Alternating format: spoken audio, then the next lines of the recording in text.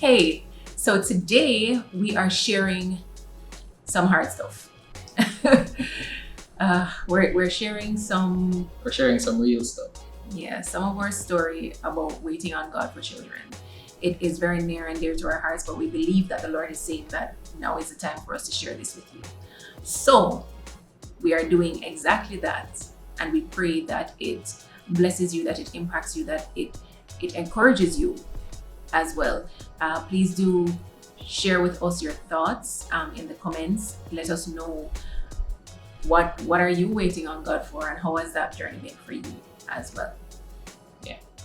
So if this is your first time here, I'm Jermaine. And I'm Renate. And we're the Macks. So on this channel, we tell our story, we share in our life, our love, and our faith. Our channel is, for couples, for singles, hoping to become a couple one day. It's just a place where we talk about all things relating to relationships, marriage, things of that nature. So if that's something that may be interesting for you to see more of, feel free to check out our channel. And yeah, let's get into this video.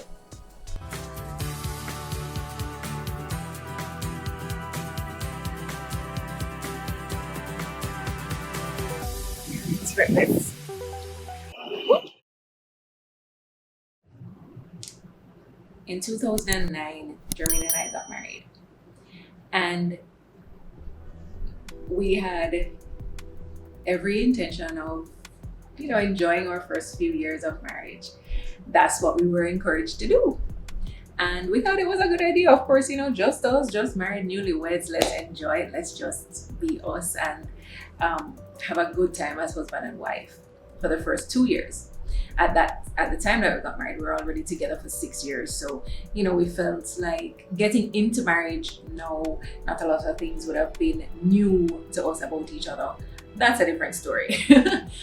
But so in my mind, at least, I said, after 2 years, that's good enough time for us to start having children. I would have always wanted children, always been looking forward to children. Growing up as an only child, yes, I had my cousins around, but I was the only child for my mother. And it was a lonely existence for most of my life in that regard. And so I always said, I wanted 2 to 3 kids, not one, not doing the one child thing. And as we went along, we started trying. So that would have been about 2012. 2012 we started trying, and the entire year would have gone by. The entire year went by and nothing. So at that point, I started talking to other persons and actually doing some research online to find out what is the normal time frame when you actively are trying for children. And everything that I found, everything that I got was saying, if you are trying and you don't get pregnant within a year, then you need to see a doctor. So actually in 2012, something started happening. I was feeling some pain that would stop me in my tracks, that would just have me debilitated for a while, and then it would go away. Stabbing pains in my abdomen. And so I needed to go to the doctor anyway. And I went. The doctor identified fibroids. Rather, not fibroids, more like one huge fibroid. And along with a ruptured cyst, and that's where the pain was coming from. So he told me that I would require surgery to remove the cyst, and based on our desire for children and all of that, he would recommend that I remove the fibroid and then start trying for children based on the type of fibroid it was. It was also taking blood supply from my womb and would therefore be competing with a child if I were to get pregnant at that time. So we said, okay, so surgery it is. So the latter part of January, early February 2013, I went in for surgery to remove the fibroid. And it was okay. I wasn't worried. I wasn't worried about it. The surgery was fine. I trusted my doctor. He did a great job. And I came out of that surgery and said, okay, 6 months and we'll get back on track with trying. But during that time, it was difficult for me. It was a time that I was experiencing a lot of disappointment. I was sad about not having a child, and I was kind of keeping it to myself. I wasn't sharing it with Jermaine because I felt like it would burden him further, and I felt like it was my fault. That it was my fault that we didn't have children yet. It was my fault that it was just hard. So I kept it to myself, and I struggled. I struggled with depression at the time, and I distracted myself. Though I tried to busy myself with all sorts of other things so that I wouldn't think about it. But the pain, the void was there. In 2013, the latter part of 2013, we started trying again. I would have healed from the surgery, and the doctor had given us a go ahead to start trying again. So we tried again. He said, try for a year. If nothing happens in a year, then we come back. So we tried for a year. Within that year, I would have given my life to Christ, right? So that's 2014 Father's Day, gave my life to Christ. Best decision of my life. But I had an expectation of God. And that expectation was that he would do this like that. Because he's God, that we would get our miracle baby, because we're now, and it wasn't just my salvation, it was also Jermaine's recommitment to God. So I built up in my mind that, we're walking with the Lord now, so it must be good. Everything must, and good in my determination of what good was at the time. So we must get this baby now. And of course, out of wrong expectations come disappointment. And it was hard again.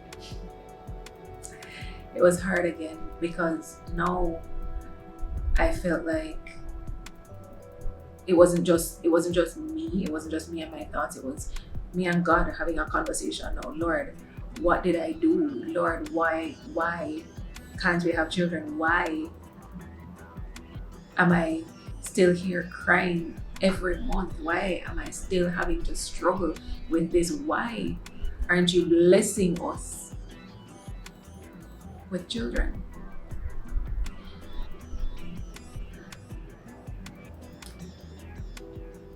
We got the story of Hannah. I got the story of Hannah so many times. 1 Samuel 1. So many times during that period. And I got to a point where I said, God,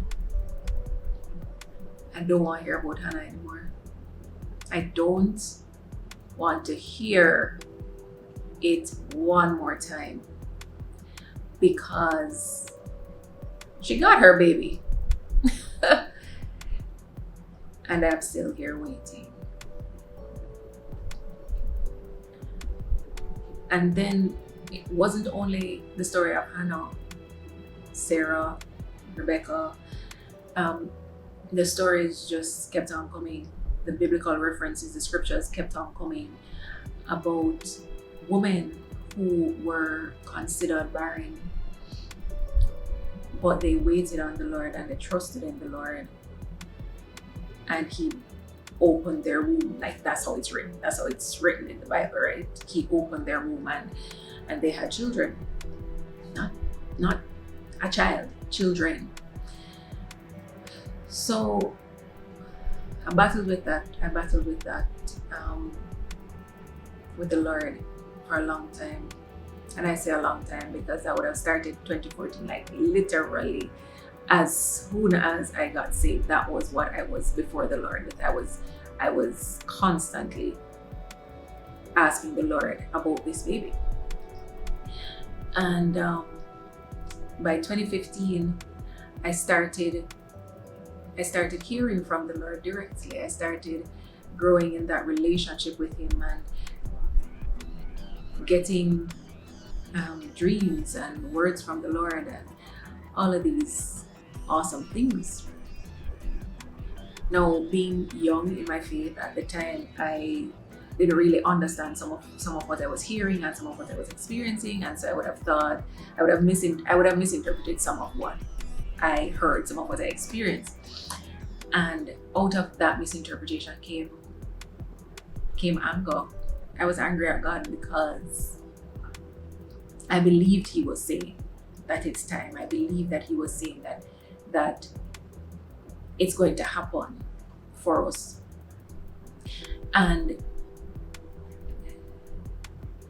every month, I was disappointed. Every month, I was torn and heartbroken. And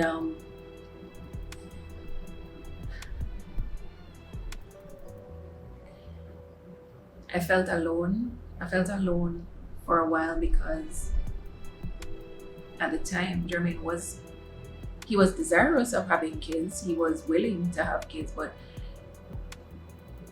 he was in a different place in terms of the zeal, how much he wanted it, right? He was in a different place. He was like, yeah, kids would be good, but he wasn't pushing as hard, and his heart wasn't as heavily invested in it at the time as mine was, and I felt alone in it. And so I didn't always tell him the fullness of what I was feeling. I didn't always share when I would take a pregnancy test, because I'm a couple days late. So I was like, all right, maybe this is it. I would actually go and hide or do it while he's sleeping because I didn't want to disappoint him. And again, I felt like it was my fault. I felt like I really believed that it was punishment from God. I believed that it was because of my past that I was being punished. No. So the Lord took me through that as well and helped me to see that that's not true. That it's not about my past. It's not about him punishing me. He's not there saying, oh, you were bad, let me punish you for the rest of your life. That's not our God. That's not the God we serve. On the contrary, he was seeking after me, after my heart, after my faith. He wanted relationship with me.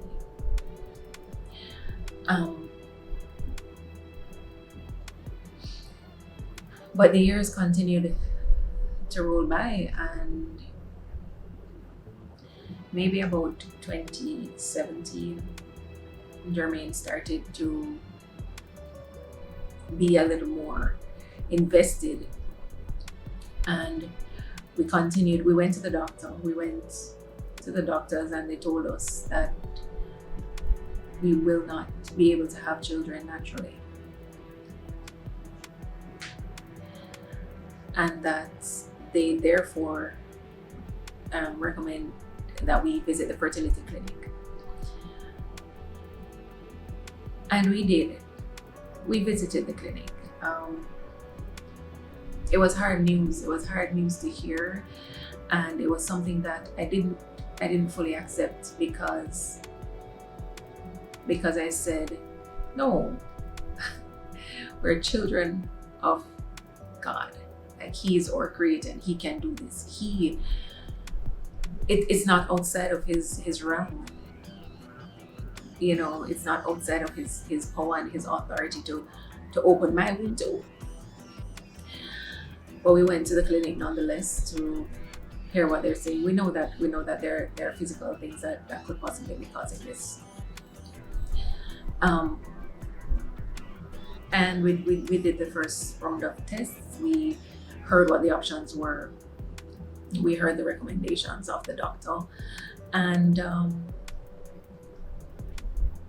at the time, we just weren't in a place to take that on, to take on the cost, to take on the expense of doing that. So we walked away. We continued trying, and nothing happened. Nothing happened. We continued to have negative pregnancy tests. We continued to cry out to the Lord. I continued to cry out to the Lord about this. I was exhausted. I was drained. I didn't understand. But as time went on, the Lord started to show me or open my eyes to what He was doing. That same 1 Samuel story, that same story of Hannah came back. And He used that very story to show me the importance of waiting on Him, waiting on His time. And not just for me to think I know when is best, but to trust Him that He does know when is best and that He will do it in His time. But what He needs from me is obedience as I wait, faithfulness as I wait. So as I started to learn that lesson, my posture towards it started to change. Now it wasn't an easy change. It wasn't a one-time fix at all. It still was this roller coaster ride in terms of emotions. There are months that I'm good, months that I'm fine, months that I am overjoyed with everything else that the Lord has graced us with, has blessed us with, has allowed us, how He has allowed us to serve in so many ways. But there are times that I have nothing but tears because I still feel like there's a piece of me missing, that there's a piece of my heart missing. And as much as I know and I trust that God is doing this thing, the emotions are still very real. So we would have gone through another consideration, I should say, regarding IVF. We went back, but as we were there, so we would have prayed about it. We prayed about it before we went, and as we were there, as I was on the table being examined by the doctor, everything in me said no. And I heard the Lord say, "This is not for you." So clearly, I have no doubt about it. That is what I heard. And so I got up off that table and I said, okay, I'm not doing this. This is not for me. Because at the end of the day, what is most important to me is being obedient to what the Lord is saying and to do it in His time and to do it His way. And His way doesn't have to look like mine. It hardly ever does. And I came out of that room and Jermaine said to me that he doesn't think we should be there, that he doesn't think that this is for us. And that was enough confirmation for me. So we told the doctor thanks and we walked away. Again, we walked away. But we walked away knowing that what the Lord is saying to us is that it is not His will, or it was not His will at that time for us to go through with that idea. So since then, and that was maybe 2 years ago, 2018. So since then, we have been just pressing in more to what it is that the Lord has us doing now, what is it that He wants us to be doing now. But I tell you, every month, I still look, I still hope, I still pray faithfully for our children, because I know that they're coming. I know that the Lord is going to do this. I know that it is in His will for us to have children. And even sharing this now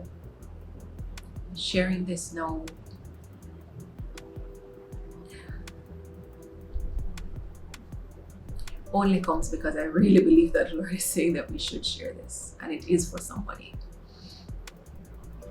As we wait, how do we wait? What posture are we waiting in? Are we waiting with a sense of entitlement? Or are we waiting in a way that honors and glorifies God, that reverences Him as our Creator, as our Savior, as the one who is truly our Abba Father, as the one who only gives good gifts to His children, and the one who is looking out for us, for our best interests and everything that, just looking out for us, for our good, giving us the best of everything. He wants our faith, He wants our obedience. And when we walk in that way, when we wait in that way for Him, then it benefits us more than any other approach that we could take. And I believe that with all my heart. And it gets hard. It gets challenging. It still does. There's still weeks that I do nothing but cry to the Lord. And this is not even about age or, I'm getting old and I need to have my children. It's not about that at all.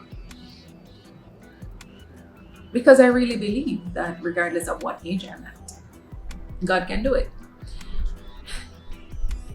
But it's just knowing, it's feeling, not knowing, it's feeling like there is something missing. It's knowing how much I desire children. It's knowing that He gave me this desire for children.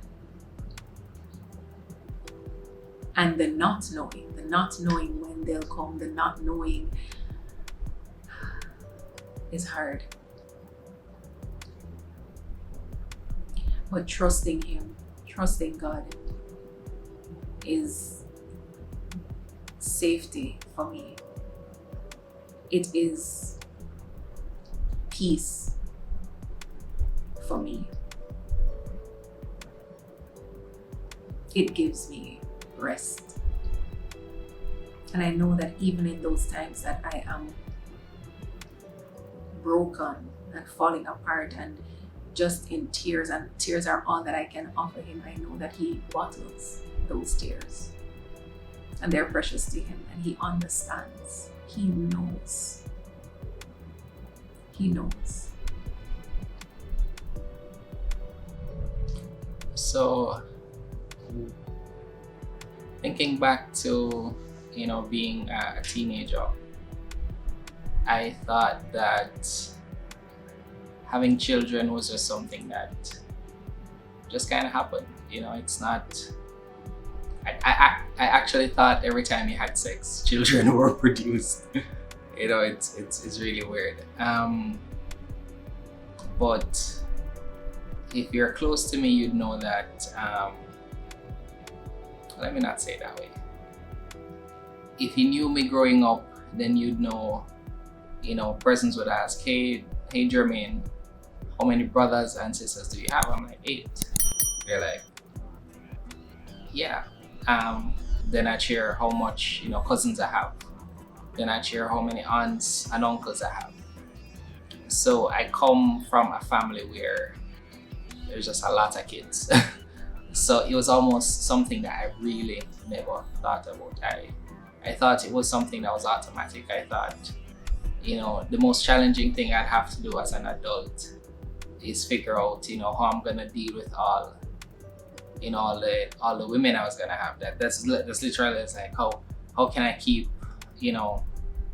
um yeah, weird.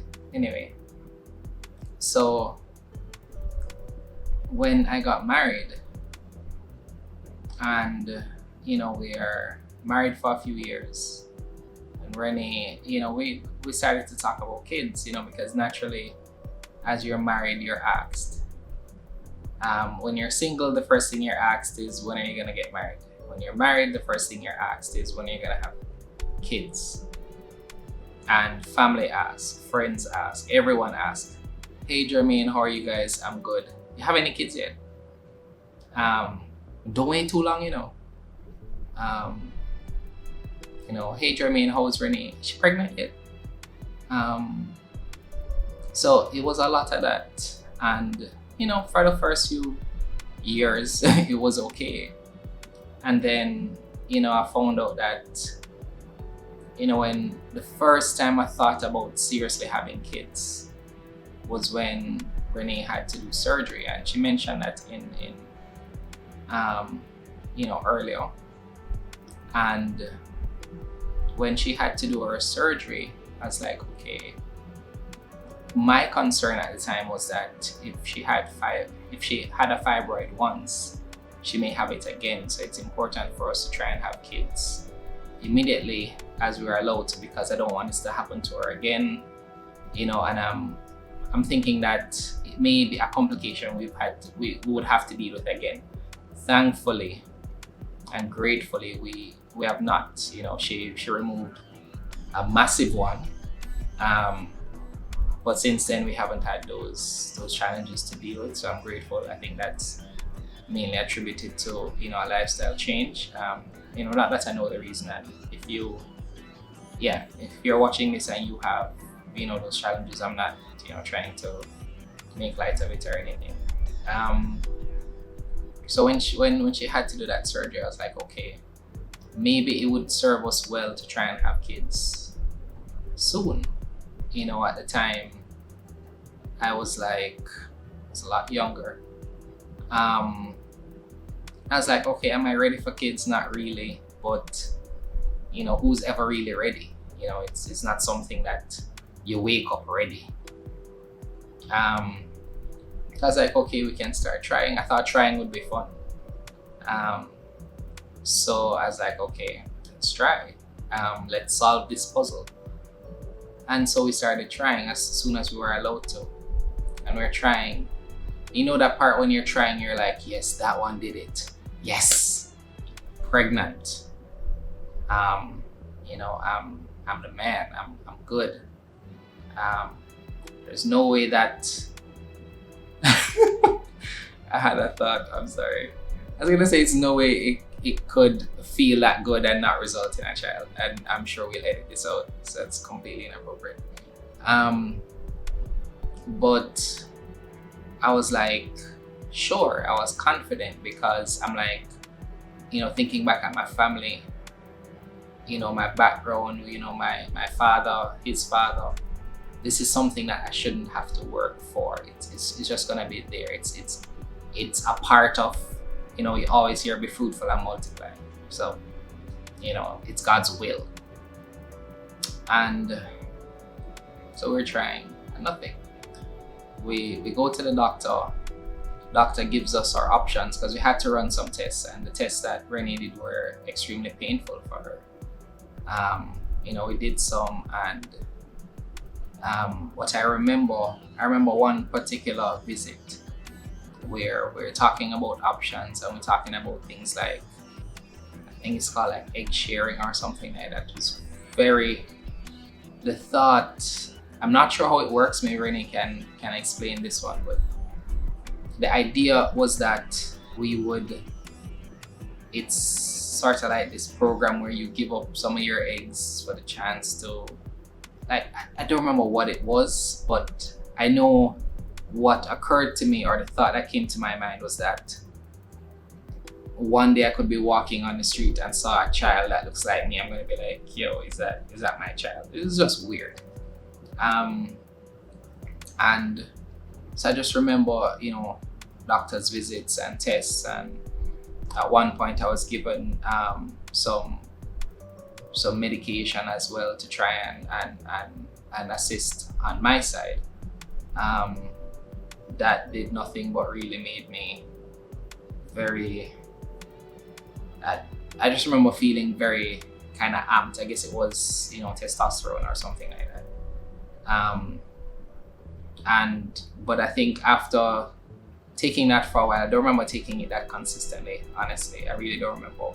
But after a while, I remember we went back, did tests, and we found that there's nothing that really changed. But then, part of me was like, maybe we didn't try long enough or whatever. But,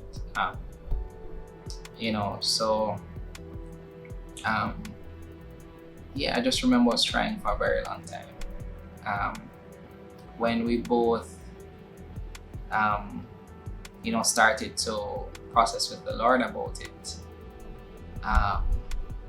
from my side, it was something I was unwilling to ask the Lord about, because I'm like, I don't know.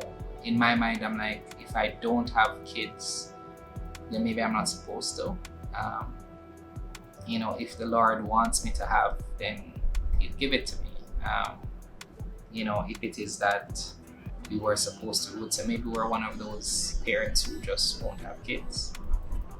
Maybe we're one of those couples who just goes through their life and not have the opportunity to be blessed with children. Those are just some of the thoughts I'm having, or maybe it's my fault. Maybe I'm not. Maybe there's some issue with me, or there are just many thoughts that kind of go through my mind, and so I'm processing these things with the Lord, and I'm like, I'm sort of thinking about it, but not really pressing it, because I saw on the other side how fervently Renate was praying, and how much it meant to her, and I was still a bit undecided for a minute there. So I remember, 2016, 2017, thereabout, started to take it a little bit more seriously, because I'm like, it's been a while, it's been a minute. We've been actively trying for a few years and nothing.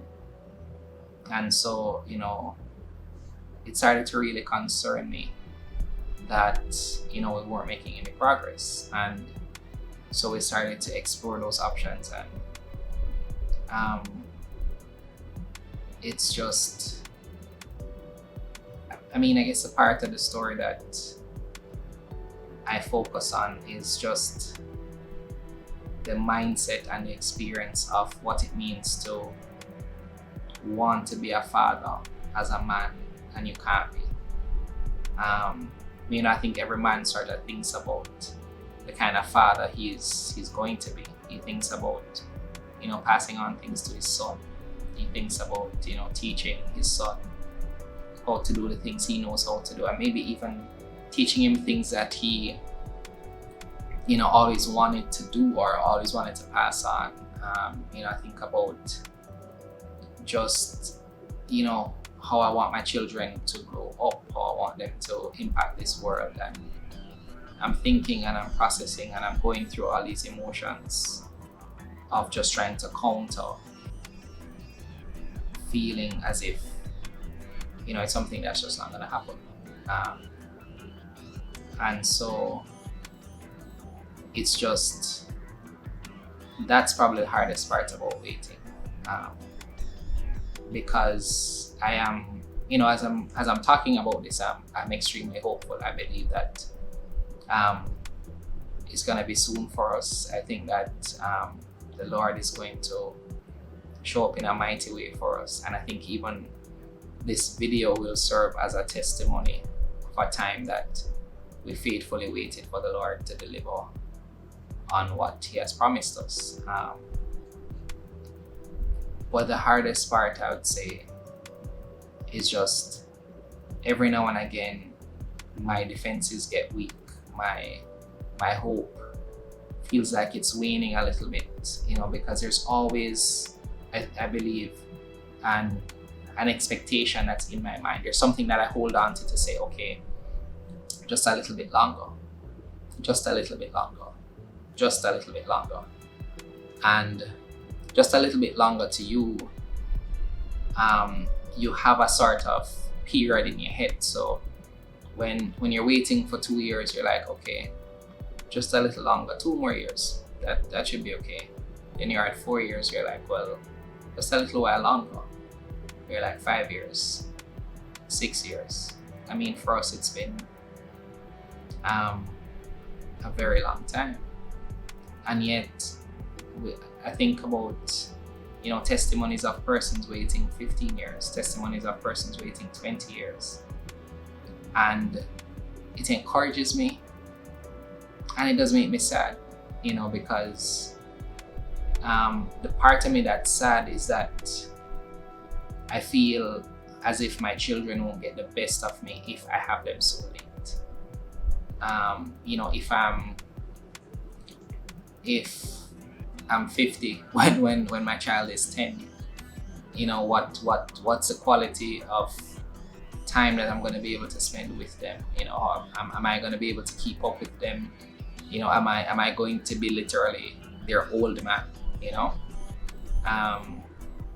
If I'm that old when I have them, am I going to see their kids grow up? Am I going to see them have their family, them have their moments where they see their kids? I've always liked and admired those families where you have 2 or 3 generations in one space, grandfather, father, son. That's what I envision for my family. That's what I'm hoping to have for my father, to see me be a father, to see me raise children, for him to be a part of my children's lives,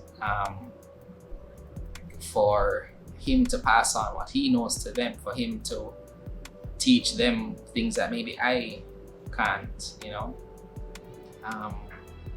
so those are the things that kind of play on my mind. And there's also the perspective of just it being hard as a husband to see my wife in pain.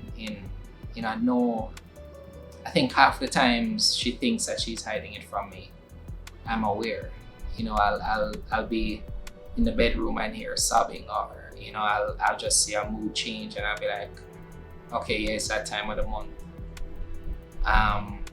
And so I try my best to be there for her and support her, and I try to be strong for her and she tries to be strong for me, because we both are challenged with this in different ways, and we both are at the same place now, which is very good. We both, we're praying for it, we're believing for it, we're hoping for it. We've taken steps in faith to position ourselves for the miracle that we're hoping for. It's just, I think there's so many things that we could talk about right now, but that this is as much as I'm led to share right now. It is something that we're committed to sharing our story, because we believe that we know that there's so many couples waiting quietly, being hurt when friends and family ask them for the 100th time when they're having kids, being challenged when they see persons around them having children, and they're happy for you, but it reminds them of how empty they feel. Those are things that I have personal experiences with, and I'm greatly encouraged to see persons who are waiting as well have their testimony. But so I would say it's something that I don't think if you are a couple watching this, don't go through it alone. It's a part of your journey, it's a part of your process. Don't do it alone. Share what you're feeling, share what you're going through. Don't don't miss out on the opportunity to get closer. Don't miss out on the opportunity to go through it together. And we believe that it is God's will for every union to bear fruit in some way. And there are many ways in which you can have children and raise children. And again, we're not going to go through that in this particular video, but it's not that for us, but for you, it could be adoption, or it could be IVF, or it could be there are many different options out there. So yeah, I mean, that's kind of what I'm hoping to share. And yeah. So we thank you for checking out this video. There's a lot more to this story that hasn't been shared as yet, and as I said at the start, we'll get to that over the next.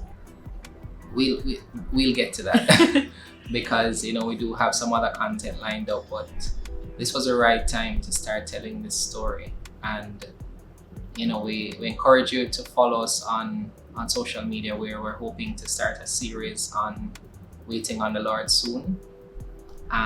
So we encourage you, if you're waiting, keep believing, keep hoping, keep praying, trust the Lord with everything that you have. Be caught waiting in the right way. So in addition to what Jermaine has said, the Lord is faithful, and there's a purpose for every season of our lives that we go through. So even as we wait, as you wait, we encourage you to continue fervently seeking the Lord, not just about that thing that you're waiting for, but about His desire for you in that season, in this season of your life. There is more that He wants for you. There's more that He wants to pull out of you. Yes. And the most important thing is for us to submit ourselves wholly and completely to His will, for us to be true living sacrifices unto the Lord. Yes. And it is through that the voids are filled. It is through that we are made whole. It is through that we are healed and restored. It is through that the brokenness becomes wholeness, that the ashes become beauty. It is through our submission to the Lord that we truly receive His healing and His restoration, that we receive and get to see the fullness of His glory. It is hard. It is hard to wait, because there's so much of our human nature that is in the mix. There are so many emotions that are there, and they are difficult to maneuver. They're difficult to understand, and it is hard not knowing. But what we do know is that we serve a God who is faithful. We serve a God who cannot lie, who is good all the time. His intent is never to do us harm. And though it may feel hard for us, the Lord means us well. And when we submit to Him and His will, when we go humbly before Him, not with a sense of entitlement, like, Lord, you're supposed to do this for me. Lord, why haven't you? He is God, not us. But when we go with a humble heart, saying, Lord, I am here for you. He has made us to serve Him. And that must be our priority.